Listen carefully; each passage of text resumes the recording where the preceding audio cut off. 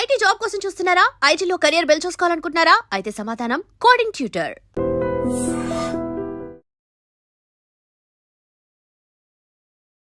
Hi hello నమస్తే, welcome back to iDream media. ఈరోజు మనతో ఉన్నారు హైకోర్టు అడ్వకేట్ అలాగే ఇమిగ్రేషన్ లాయర్ అయిన పృథ్వీ గారు. ముఖ్యంగా అమెరికాలో లేటెస్ట్ అప్డేట్, డిపెండెంట్ వీసా మీద ఉన్న వాళ్ళని బయటికి గెంటే యోచన అని చెప్పేసి ఒక అప్డేట్ అయితే వచ్చింది. దీని గురించి అడిగి తెలుసుకుందాం. Hi sir. Hi Virat. Sir, dependent visa మీద ఉన్న వాళ్ళు ప్రమాదంలో ఉన్నారు, రిస్క్లో ఉన్నారు. వీళ్ళు అమెరికా నుంచి బయటికి వెళ్ళే ఛాన్సెస్ ఎక్కువ కనిపిస్తూ ఉన్నాయి. ట్రంప్ గవర్నమెంట్ ఊరుకోవటం లేదు అని చెప్పేసి అక్కడి నుంచి వార్తలు అయితే వస్తున్నాయి. అక్కడ న్యూస్ ఛానల్లో కూడా ఇది ఎక్కువగా వినిపిస్తూ ఉంది. సో ఏం జరుగుతుందంటారు? ఇప్పుడు ట్రంప్ వచ్చి విరాట్ కొత్త లాస్ ఏం తీసుకురాల, ఉన్న లాస్ని స్ట్రీమ్ లైన్ చేస్తున్నాడు, స్ట్రాంగ్ చేస్తున్నాడు అంతే. అంటే ఒక్కసారి ఒక నాన్ ఇమిగ్రెంట్స్ అండ్ ఫేక్ ఇమిగ్రెంట్స్ని ఎప్పుడైతే సంఖ్యలు వేసి పంపించాడో మొత్తం ఇమిగ్రెంట్స్ అంతా ఒకసారి కదిలిపోయారు. నెక్స్ట్ టర్న్ మాదేమో అని చెప్పి ఎవరికి వాళ్ళు. ఇప్పుడు చూడండి, ఎక్కడా కూడా ట్రంప్ ఏ H1B కానీ L1 కానీ డిపెండెంట్ కానీ స్టూడెంట్ కానీ దేని మీద కామెంట్ చేయలే. పైపెచ్చు నేను గోల్డెన్ కార్డ్ తీసుకొస్తున్నాను, ఇంకా రావచ్చు అంటే. ఇల్లీగల్ మైగ్రెంట్స్ ఎవరైతే ఉన్నారో వాళ్ళని ఎప్పుడైతే బయటకు పంపించాడో ఒక్కసారి ఉలిక్కి పడ్డది అమెరికా. దీనిలో మెయిన్గా ఉలిక్కి పడేవాళ్ళు ఇప్పుడు ఎవరంటే డిపెండెంట్ వీసా. మనకి డిపెండెంట్ వీసా అంటే ఎవరు వస్తారు? ఆల్రెడీ H1B వీసా మీద ఉండి, లేకపోతే గ్రీన్ కార్డ్ మీద అక్కడ ఉండి, వాళ్ళు parents and spouse and also sister and also children, వీళ్ళు కనుక అమెరికాకు వస్తే కనుక వాళ్ళని డిపెండెంట్ వీసాలో తీసుకెళ్తారు. అండ్ మెయిన్గా H1B వీసా మీద వెళ్ళినటువంటి వాళ్ళ పిల్లలు కానీ, there are about nearly 1 lakh people పిల్లలు ఉన్నారని చెప్పచ్చు. అంటే H1B వీసా తిని వెళ్ళినప్పుడు బర్త్ సిటిజన్షిప్ కాకుండా 4th క్లాస్లోనో 5th క్లాస్లోనో ఎట్ ద ఏజ్ ఆఫ్ 13 yearsలోనో 14 yearsలో తీసుకెళ్లారు అనుకుందాం. అక్కడి నుంచి 5 years 18+, లేకపోతే ఈ 14కి వెళ్ళాడు. 14కి వెళ్తే 21కి వచ్చేస్తున్నాడు. 21కి వస్తే అతను గ్రీన్ కార్డ్ రాలా, ఫాదర్కి గ్రీన్ కార్డ్ రాలా, అదే మదర్ గ్రీన్ కార్డ్ రాలా. 21 క్రాస్ అయిపోయింది. 21 క్రాస్ అయిపోతే అక్కడ మళ్ళీ అప్లై చేయడానికి లేదు.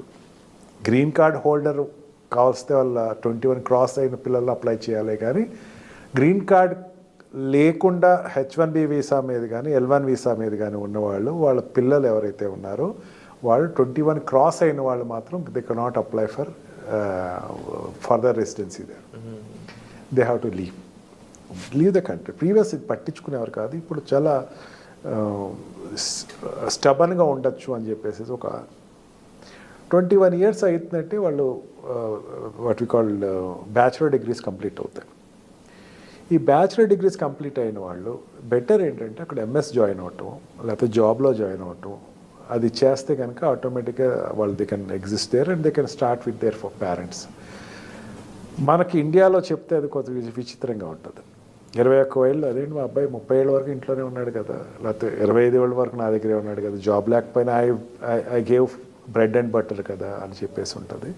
బట్ అక్కడ ఉండేటువంటి పిల్లలు చూసి మన పిల్లలు కూడా 21 years అయిన తర్వాత ఫ్రీడమ్ కావాలి అని చెప్పేసి అనుకునే వాళ్ళకి ఇప్పుడు Indian system is the best system. నాకు అక్కడ సెక్యూరిటీ ఉంది, కనీసం ఇక్కడ లేదు, ఇక్కడ కూడా ఉంటే బాగుండండి, ఇండియా ఈజ్ గ్రేట్ అనే పరిస్థితికి వచ్చేసారు. 21 క్రాస్ చేసిన వాళ్ళు they have to do MS or they have to take any job. ఈ రెండు కాకుండా మాత్రం అక్కడ కంటిన్యూ అవ్వడానికి లేదు. Okay, they have to leave the country. ఎక్కడికి వెళ్తారు? వాళ్ళకి సంబంధించిన వాళ్ళు వర్క్ చేస్తున్నా వాళ్ళకి ఇది ఉన్నా సరే గ్రీన్ కార్డ్ రాలా, గ్రీన్ కార్డ్ రాలా. L1కి కానీ H1Bకి కానీ గ్రీన్ కార్డ్ రాలా. H4కి ఎక్కడి నుంచి వస్తుంది? అవును, మైనర్ అక్కడ చట్టం చేసేటప్పుడు స్పౌస్కి పట్టించుకోదు. Spouse will be considered. But ఎన్నాళ్ళు ఆ గ్రీన్ కార్డ్ రావడం ఇంకా ఇప్పుడు జనరల్గా 100 years పైన పడుతుంది అన్నట్టు మాటలు వస్తున్నాయి సిటిజన్షిప్ రావడానికి. ఇంకా వీళ్ళందరూ పరిస్థితి ఇంతే అంటారా? అందరూ జాగ్రత్త పడాల్సిందేనా? అందరూ అంతే. H1B నుంచి గ్రీన్ కార్డ్ రాని వాళ్ళందరూ, వాళ్ళ పిల్లలు ఎవరైతే ఉన్నారో 21 క్రాస్ చేసిన వాళ్ళందరూ they have to take alternative remedies like getting job, అయితే MS జాయిన్ అవటం, అక్కడ జాయిన్ అయితే ఎడ్యుకేషన్ చేయటం తప్ప ఇంకో ఆప్షన్ లేదు, ఆపర్చునిటీ లేదు.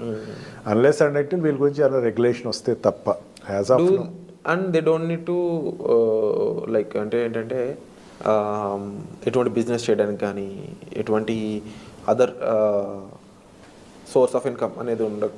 ఇల్లీగల్ ఇమిగ్రెంట్, ఓన్లీ సంఖ్యలు job in reputed company or study in reputed university. ఇప్పుడు ఒకటి ఇంతకుముందు ఒక ఎపిసోడ్లో మాట్లాడుకున్నాం మనం, విరాట్ కమ్యూనికేషన్ స్కిల్స్ లేక ఇక్కడ మనం బాధపడి అక్కడికి వెళ్ళి బాధపడుతున్నాం అనుకున్నాం. ఏదైనా ప్రాబ్లం వచ్చి అక్కడ జాబ్ రాలేదంటే లేక ఒక కమ్యూనికేషన్. అక్కడే ఉండి నువ్వు 14 years 15 years నుంచి నువ్వు అక్కడ ఉండి 21 క్రాస్ చేసిన తర్వాత నీ కమ్యూనికేషన్ స్కిల్స్ డెవలప్ అయినాయి కదా. అవును, డెఫినెట్లీ నీకు జాబ్ దొరుకుతుంది, యూటిలైజ్ చేసుకోవచ్చు. Utilize it and also do MS. Problem ఎక్కడ వస్తుందంటే విరాట్, అక్కడ 14 years 15 years పిల్లలకి 21 years వచ్చేసరికి అక్కడ ఉండేటువంటి లోకల్ సిటిజన్స్ తోటి కంపేర్ చేసుకుని వీళ్ళు కూడా టెక్నికల్ ఎడ్యుకేషన్స్కి స్టెమ్ ఎడ్యుకేషన్స్కి వెళ్ళక ఆర్డినరీ ఎడ్యుకేషన్స్కి అండ్ మిగతా నాన్ స్టెమ్ ఎడ్యుకేషన్కి వెళ్ళిన వాళ్ళకి ఆ ప్రాబ్లం వస్తుంది.